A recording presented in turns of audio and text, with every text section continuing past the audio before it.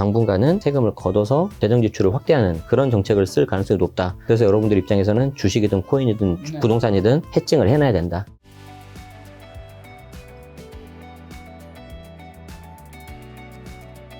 조금 1주택자나 은퇴한 고령자도 보유세 부담에서 자유로울 수 없을 텐데 이분들이 지금 당장 준비할 수 있는 현실적인 보유세 절세 전략은요? 현실적으로 없습니다. 그런데 이런 건 있어요. 돈을 그냥 더 벌어야 되겠군요. 이건 나 두 번째 말하려고 그랬는데. 뭐 내야 될 거 아니에요, 돈을. 네, 맞아요. 이게 가장 큰 문제인데, 내가 은퇴를 해버리면은 갑자기 현금 흐름이 끊기잖아요. 아니면 그렇죠. 굉장히 많이 줄어들거나. 그런데 보유세 그 말이 그렇지 200만 원도 큰 돈이란 말이에요. 네. 그렇기 때문에 이분들이 굉장히 고민들을 하시는데, 일단 예를 들어서 해당 물건을 매각을 한다. 이거는 네. 가장 마지막에 하십시오. 네. 저는 안 했으면 좋겠습니다. 그런데 이제 요즘 어떤 식으로 하냐면은, 첫 번째가 그냥 차라리 자녀한테 증여해버리는 거예요. 자녀한테 증여를 하고, 역으로 예를 들어서 자녀가 10억짜리 내가 증여를 하면 증여세가 한 2억 2천밖에 안 나오거든요. 물론 큰 돈이긴 한데. 많게 느껴지는데. 네. 그래도 역으로 생각하면 내가 10억짜리를 2억 2천에 산다는 생각하면 더 싸잖아요. 자, 그리고 이제 자녀가 거기에 대해서 이제 부모님한테 대신 뭐 살 집이라든지 이런 거를 또 역으로 또 증여하는 거예요. 뭐 이렇게 하는 방법도 있고요. 두 번째는 뭐냐면 가장 현실적인 방법 중에 하나가 1주택인 경우에는 내가 이걸 오래 가져가겠다 그러시면은 단독에서 공동으로 바꾸는 경우가 있습니다. 왜 그러냐면 그냥 결론만 말씀드리면 내가 주택이 하나가 있잖아요. 하나가 있는데 내가 부부 공동 명의 5대5로 하지 않습니까? 가장 할 수 있는 최선의 종부세 회피 방법을 다 해놓은 거예요. 왜 그러냐면 내가 5년 이상 보유하고 60세 이상 고령자라면은 추가 세액 공제가 최대 80%까지 됩니다. 그러니까 종부세를 최대 80%까지 내가 없애버릴 수가 있어요. 그래서 이제 그렇게 하고 그냥 우리는 살 집은 있어야 되니까 길게 가자. 이러신 분이 계시고 아주 또 전투적으로 하시는 분은 어떤 분이냐면은 내가 1주택이 있는데 다행히 좀 좋은 주택이에요. 세가 잘 나와요. 월세를 300-400 주고요. 본인은 월세 200짜리로 갑니다. 근데 이런 분들은 되게 적어요. 현실적으로. 그리고 이제 그 집이 되게 좋아야 돼요. 그렇지만 이제 이런 방법도 있다. 그래서 과거 문재인 정부 때는 단독을 공동으로 하거나 공동을 단독으로 했었어요. 네. 아마 비슷한 사례들이 나올 것 같습니다. 제가 말씀하신 대로 근데 재산세 종부세 통합에 국토보유세 등을 개편할 가능성이 있는데 이게 시장에는 그러면 어떤 영향이 좀 미칠까요? 기본적으로는 세수가 국가 전체적으로 보면 많이 늘어나겠죠. 각 개인이 내는 세금은 비슷하거나 줄어들 수는 있겠지만, 자, 그러면은 항상 이 세금의 역사를 보면은 사회적인 약자한테 이 세금을 트랜스퍼링이라고 하죠. 조세를 전가를 했습니다. 무슨 말이냐면 실제 문재인 정부 때도 그랬는데 문재인 정부에서도 21년도에 보유세가 급격하게 올랐거든요. 얼마나 올랐냐면 마포 송파에 두 채를 갖고 있던 사람들이 그 전년도 20년도에 2,500만 원 정도 보유세를 냈는데 21년도에 거의 한 6,600을 냈어요. 그러니까 거의 한 2.7배가 올랐어요. 그러면 이 사람들이 집을 팔거나 나중에 팔 때 어떤 생각이 드냐면 그래 내가 세금을 많이 냈지. 그러니까 나는 이 가격 아니면 안 팔어. 이게 딱 생겨요. 물론 급하신 분들은 팔아야 되겠지만 그래서 전반적으로 물가가 다 올라갈 거예요. 전반적으로. 화폐 가치는 더 떨어지고 시장 전체적인 부분에 있어서 가격은 더 올라갈 겁니다. 사실 이게 세금이 너무 많으면 우리 이제 재정학에서 보면 사회적 순손실이 커져요. 그래서 좀 최소화 시켜야 되는데 현재 정부는 뭐 저하고는 뜻이 다르게 큰 정부를 지향하고 있기 때문에 재정 지출을 확대를 해야 되잖아요. 그런 부분에 있어서 좀 당분간은 세금을 걷어서 재정 지출을 확대하는 그런 정책을 쓸 가능성이 높다. 그래서 여러분들 입장에서는 주식이든 코인이든 부동산이든 해칭을 해놔야 된다. 이 말씀을 좀 드리고 싶습니다. 다른 자산들 올 확률이 더 높다. 그럼요. 그래서 특히 무주택자이신 분들은 그래도 내 집 하나는 있는 게 좀 심리적으로라든지 어떤 이런 화폐가치 하락에 대한 해칭이라든지 유리한 부분이 많기 때문에 내 집 마련은 잘 하시면 좋을 것 같고 그 타이밍은 올 연말 내년 초다. 그걸 꼭 기억하십시오. 올 연말 내년 초인 이유는? 왜 그러냐면 다주택자들 중에서 제가 뭐 이렇게 말씀을 드렸지만 결국에는 팔아야 되는 분들이 계시거든요. 그 팔아야 되는 분들이 가급적이면 특히 다주택자 양도세 중과에 걸릴 수가 있는데 그게 5월 9일이란 말이에요. 내년 5월 9일. 그러면 26년 5월 9일까지 내가 집을 판다. 그러면 판다는 거는 계약서를 쓰는 게 아니라 잔금까지 매도 잔금까지 해야 되잖아요. 그럼 계약부터 잔금까지 보통 한 3개월 정도 걸리지 않습니까? 2, 3개월 정도? 2월 달에 내놓으려고 했는데 2월 달에 뭐가 있죠? 설 명절 있잖아요. 네, 1월. 그럼 1월에 해야 되죠. 근데 1월 또 정신 없잖아요. 네, 12월. 그러니까 지금 해야죠. 그러니까 그 매도자는 지금 빨리 움직이셔야 되고요. 매도자가 예를 들어서 내가 물건을 내놨는데 뭐 아마 작가님도 비슷한 경험이 있으실 수 있겠는데 예를 들어서 저 같은 경우도 이제 주택임대 사업자니까 중간에 뭐 어떤 거는 집을 팔아본 적이 없습니다. 아 그렇군요. 네. 저도 이제 집을 파는데 뭐 예를 들어서 뭐 지역은 말씀 못 드리지만 제가 최근에 이제 지방에 하나 매도를 했어요. 지방. 그러니까 매도 잔금까지 8월달에 계약서 쓰고 10월달에 잔금을 했는데 제가 언제부터 시장에 내놓은지 아세요? 좀 오래됐을 것 같아요. 그렇죠. 올해 1분기? 작년 10월부터 딱 1년 걸렸어요. 1년. 왜 그러냐면 또 거기 계신 분이 세입자가 나가는데 제가 또 실수하면 안 되죠. 되잖아요. 돈 다 돌려드려야 되고 보증금 돌려드려야 되고 하니까 안 되면 뭐 있는 돈으로 드리려고 했는데 이제 또 금융비용이 발생을 하니까 그래서 10월부터 내놓으면서 분위기를 계속 체크를 했어요. 사장님 어때요? 사람 보러 와요? 아무도 안 와요. 좀 보러 와요? 거의 한 달에 한 두세 번씩. 이제 그러다가 좀 올 것 같아요. 그러면은 저희 지금 얼마에 내놨죠? 네. 여기서 가격 좀 더 내립시다. 이번에 그냥 팝시다. 제가 좀 싸게 팔아도 되니까. 이제 그렇게 해서 팔았어요. 근데 물론 이제 그거는 사람마다 달라요.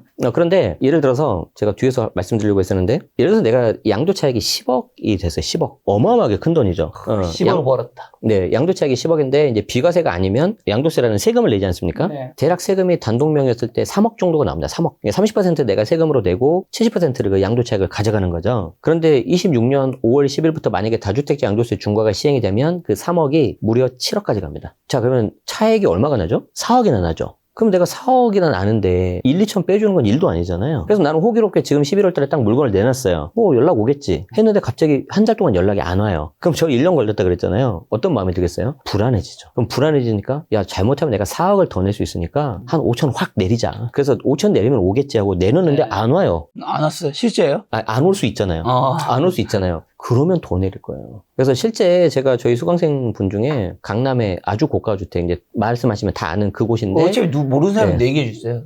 원베일리. 아, 원베일, 반포 원베일이. 원베일리. 양도 차익이 38억입니다. 양도 차익이 38억인데 얼마에 사실게 38억이에요? 계속 처음부터 갖고 계셨던 거죠. 자, 그랬는데 작년 방송하기 싫어지네요. 작년 12월 3일 비상계엄이 터져가지고 지금 이 사태가 났잖아요. 네. 그러니까 이분들은 본능적으로 아는 거예요. 잘못하면 정권 넘어가게 생겼다. 그래서 이제 그 당시에 이제 막 탄핵 이슈 있었을 때 이제 미팅을 좀 했는데 지금 팔아야 되는데 이게 세금이 얼마 나오냐 봤더니 38억 중에 3주택 중과를 맞으면 얼마 나오는지 아세요? 아까 제가 10억 중에서 3억에서 7억으로 가버린다 그랬잖아요. 이분이 10몇 억이 나오는 세금이 30억까지입니다. 30억. 그래서 38억인데 35억 세금. 네, 그래서 이분은 그냥 한 5억 정도는 싸게 해서 팔아야 되겠다. 마음을 먹고 오신 거예요. 그래서 이제 제가 하나 정도는 파시고, 하나는 증여하시고, 세 채를 갖고 있었어요. 반포를 의미한 원베일리에. 예. 근데 반포에는 그런 분들 많으세요. 아니, 그 세 채 합쳐서 38억이라는 거야? 하나. 하나당 38억씩. 하나. 자, 그런데, 어쨌든 이제 그분 입장에서는 이제 하나는 갖고 계셔야 되고, 다 팔면 안 돼요. 그런 자산은. 그리고 하나는 이제 증여하시고, 그리고 이제 하나는 팔아가지고, 이제 양도세 중과 맞는 것보다 팔고, 이제 현금도 좀 쓰시고, 이제 수익형 부동산을 만들어야 돼. 그때가 되면. 왜냐면 아파트만 하나 있으면 안 되니까. 그래서 그런 식으로 포트폴리오를 짜 드렸는데, 그렇게 했어요? 그렇게 하려고 했는데 올해 1월 달에 그 탄핵 이슈가 있으면서 기재부에서 양도세 중과 유예를 한 번 더 1년 연장했잖아요. 네. 그래서 그분 생각이 나는 거예요. 그래서 제가 저희 직원 시켜가지고 빨리 연락을 해가지고 뭐라고 했을까요? 팔면 안 된다. 그럼 언제 팔까요? 올해 가을에 파셔라. 왜냐면 그동안 무조건 오를 거거든, 반포는. 자, 그러면은 지금 파셨는지 안 파셨는지 내가 모르겠는데 그동안 반포 많이 엄청 올랐죠. 그렇죠. 올해도 또 올랐죠. 그러니까 이런 분들 같은 경우는 이거 내가 정책을 아냐 모르냐에 따라서 세후 수익이 뭐 몇천 원 왔다 갔다 하는 일도 아니고요. 고가주택은 몇 억이 왔다 갔다 합니다. 이런 사례가 엄청 많아요. 그래서 공부를 하셔야 돼요. 특히 세금에 대해서. 그러면 이제 이 책을 봐야 된다라는. 그런데 이걸 들으시는 분들 중에 이제 무주택자도 계실 거잖아요. 네네네네. 야, 내가 무슨 몇 억짜리 사는 것도 좀 힘든데. 그런데 그렇게 생각하지 마시고, 내가 내 집을 살 때, 저는 이게 제일 중요한 키포인트라고 생각하는데, 내가 내 집을 매수할 때, 어떤 재개발, 재건축, 청약 이런 게 아니면, 결국에는 다주택자들 물건을 내가 매수해야 되잖아요. 그렇죠. 그러면 다주택자들을 내가 알아야 되잖아요, 성향을. 그럼 이 다주택자들이 뭐에 관심이 있을까? 무조건 부동산 세금이에요. 이 부동산 세금에 대해 관심 있는 다주택자의 심리를 파악한 다음에, 그 다음에 어떤 물건이 언제 나올 거냐 이걸 딱 봤을 때, 그게 올해 말 내년 초라는 거예요. 왜냐면 내가 미리미리 팔아야 되니까.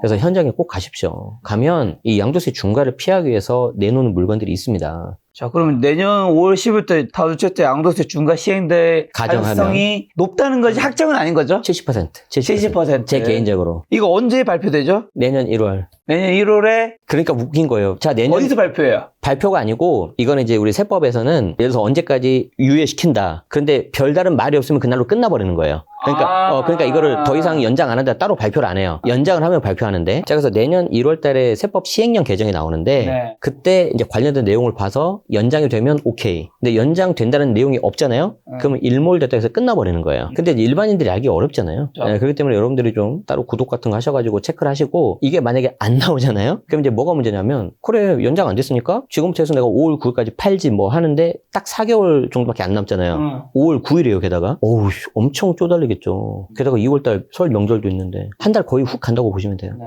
제가 작년에 그 지방에 있는 물건 할 때 추석 때는 거의 연락도 안 했어요 제가. 거의 그냥 계정 폐업을 비슷비슷해요. 그게. 그래서 여러분들이 그때 분명히 제가 이 영상을 찍었지만 제가 다른 곳에서 똑같이 말했거든요. 네. 그래도 안 보신 분들이 훨씬 많을 거잖아요. 네. 그렇기 때문에 그때 가서 부랴부랴 할 겁니다. 물론 한 20-30%의 확률로 1년 연장 더 할 수 있어요. 왜 그러냐면 뭐 지방선거도 있고 어떤 정치적으로 해석을 하자면 네. 그렇지만 그거는 뭐 너무 약간 리스크를 하기에 잘못하면 몇 억이 날아갈 수 있는데 그래서 이제 이게 안 되시면 이제 그 다음에 뭘 해야 되냐면 증여를 해야 돼요. 그러니까 이게 다 연결돼 있다는 느낌이 들지 않으세요? 그냥 하나에서 끝나는 게 아니라 이게 막 큰 그림 막 조각 맞추듯이 다 연결이 돼 있는데 이것도 마찬가지예요. 제가 정확하게 스레드 같은 거 하십니까? SNS. 보기만 해요. 아, 내가 이것까지 또 해야 되나?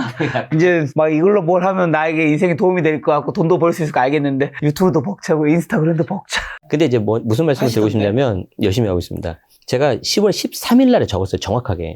그래서 그때 10월 뭔가 추석 명절 지나고 뭐 나온다고 했었잖아요. 그래서 제가 10월 13일 날에 이거 규제지역 지정되면 증여취득세가 3.5에서 12%로 오른다. 거의 한 3배다. 그래서 증여하려면 빨리 해라 했거든요. 안 하셨겠죠. 그래서 지금 증여하시려는 분들은 예를 들어서 마포에 있는 거를 내가 20억짜리 증여를 하려면은 얼마 전만 하더라도 3.5%면 됐어요. 증여 취득세가. 증여세는 또 별개고. 그런데 지금 하면은 12%를 내야 돼요.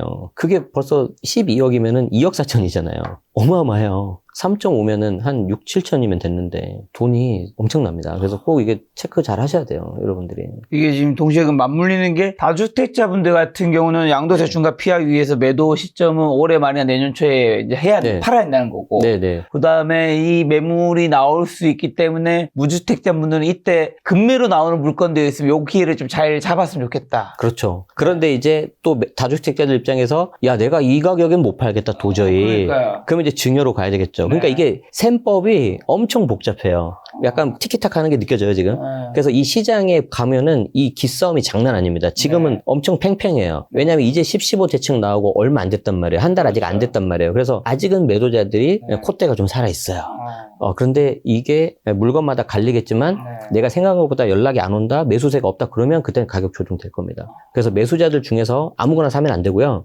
이 정도는 내가 사도 된다. 그럼 이 정도가 뭐냐? 나중에 4에서 5년 지나서 내가 잘 팔 수 있는 거. 잘 팔 수 있는 게 뭔데요? 누구나 아는 아파트.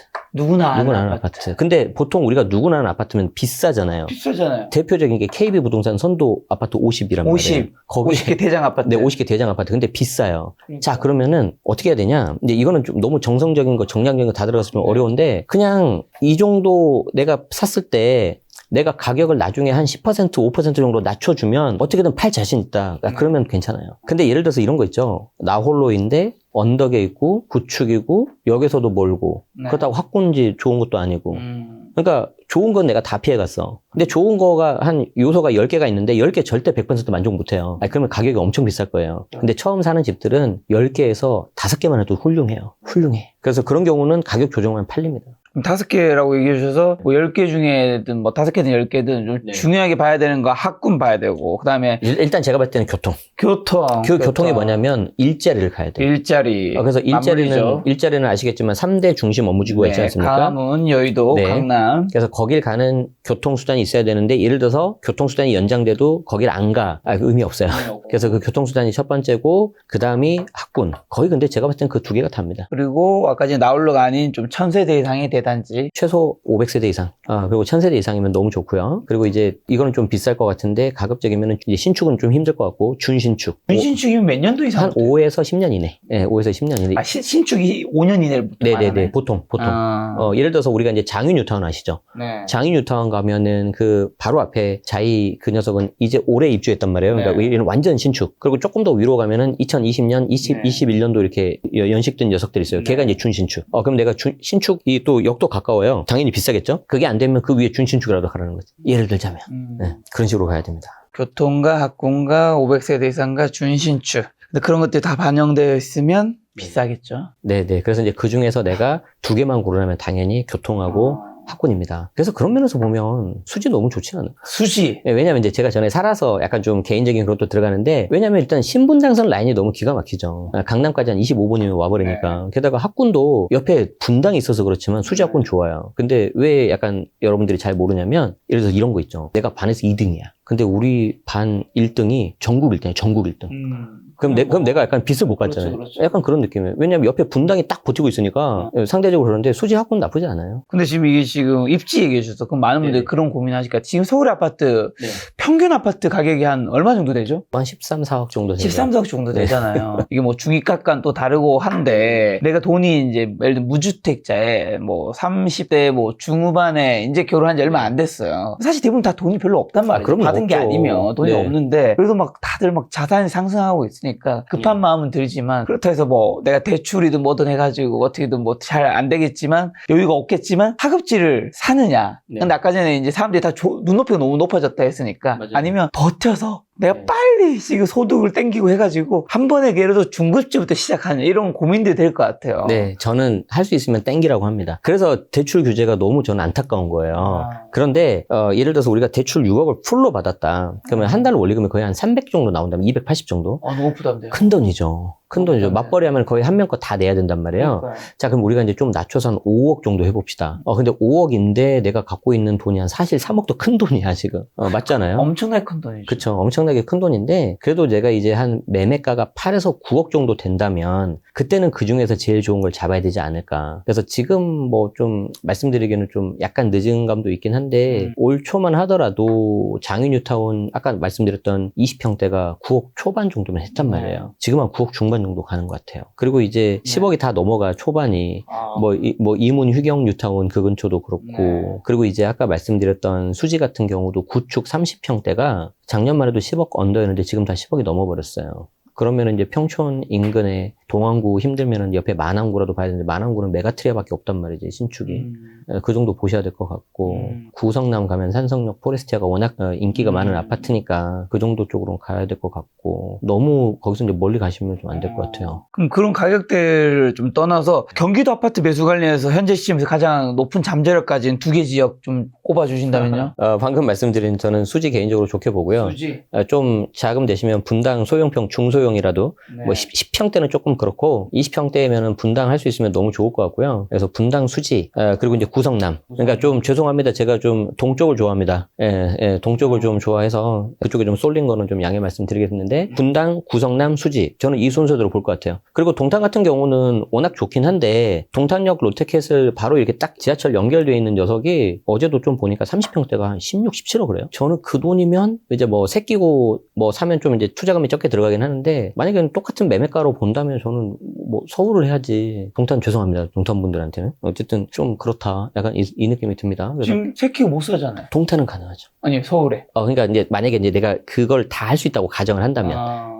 그런데 이제 아까 말씀드린 것처럼 내 투자금이 뭐 한 7, 8억인데 동탄은 세를 끼고 살 수가 있어요. 근데 서울은 세를 끼고 못 사니까 그러니까. 그냥 그걸 깔고 가면서 가야 되잖아요. 그럼 예를 들어서 내가 한 10억 정도가 있다. 그럼 동탄을 내가 세를 끼고 살 거냐? 장위 한 20평대를 한 9억 중반 정도에서 살 거냐? 어려운 건데 그래도 서울이 낫지 않을까? 이거 약간 좀 악플 달릴 것 같은데.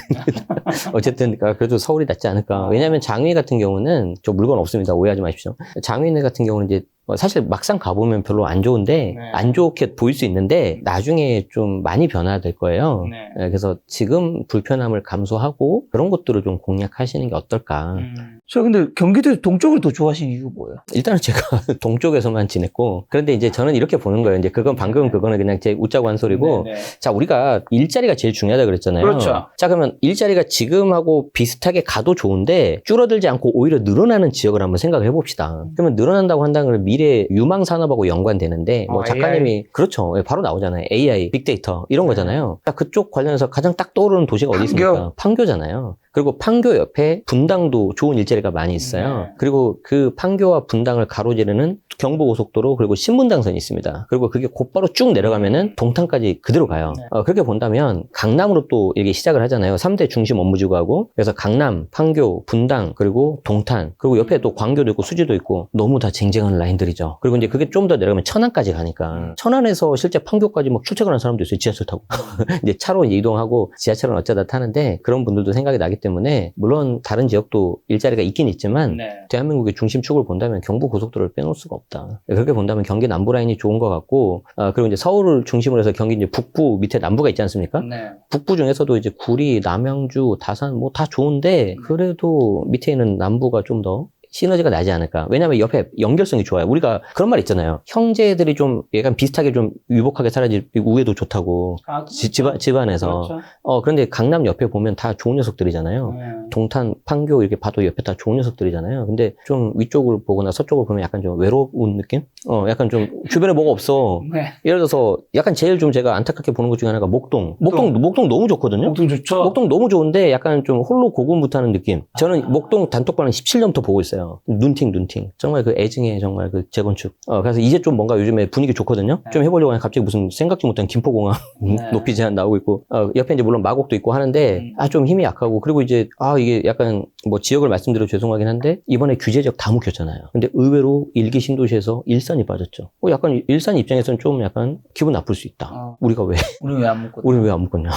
물론 이제, 그러니까 이제 묻자고 한 얘기인데, 그렇게 보고 본다면 이제 점점 사람들이 좀 생각을 하는 게 좀 오른쪽을 좀 더 생각하시는 게 아닌가. 그리고 이제 우리 실제 수강생들하고도 얘기를 해보면은, 뭐 맞다 틀리다가 아니라 100명 있으면은 한 60명, 70명 정도가 오른쪽을 보시는 것 같아요. 경기도에서도 오른쪽인 이유가 서울에서도 오른쪽이 좀 더 비싸기 때문에 오른쪽 하단이 많이 비싸잖아요, 사실.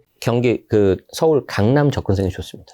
그리고 개인적으로는 서울에서 잠실과 강동 이쪽이 좀 따로 떨어져서 동부에서 굉장히 큰 힘을 발휘할 것 같습니다. 왜 그러냐면 우리가 이제 GBC가 들어서고 나면 굉장히 좋은 일자리가 들어서고 옆에 이제 마이스 개발을 하고 있잖아요. 물론 이게 이제 옆으로 사방으로 그 효과가 퍼지긴 하겠지만 왼쪽은 이미 뭐 강남, 역삼, 반포 이쪽은 다 좋단 말이에요. 그래서 상대적으로 오른쪽, 잠실, 그리고 강동 이쪽이 조금 더 힘을 얻고 최근에 연결된 세종 포천 고속도로도 마찬가지고 저도 이제 고속도로 타고 오면 그쪽으로 좀 많이 오거든요. 그쪽이 좀 더 이렇게 좋아지는 효과가 있을 것 같아요. 상대적으로 더.